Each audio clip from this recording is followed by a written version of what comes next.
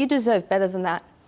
Success secret number 2, getting the right mentors, the good, the bad and the fugly.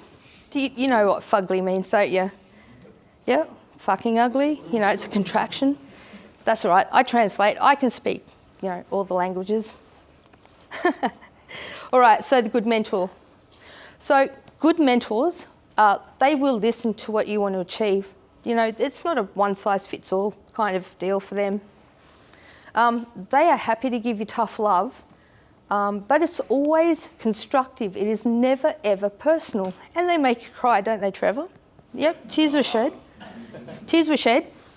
But then again, Paris tries to make me cry. The first critique I got of that was brutal. I was the first cub in my group to be critiqued by Paris. And at the end he goes, Pauline, how are you feeling? Do you need a Band-Aid or something? I went, no, actually I'd like a cigarette. That was weirdly exciting. And he goes, you fucking Aussies, like seriously, like you're just weird. So anytime he's doing a critique, usually I'm up first because he just likes to see how I'm going to react. Hasn't made me cry yet. So anyway, so constructive, they help you, but they work to make themselves redundant.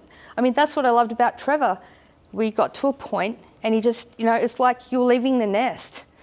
I know that I can go back to him at any time, and we have had, you know, like kind of top-up sessions, but it wasn't, you know, a mentor that just kept you going and like kept taking money from you for their own good.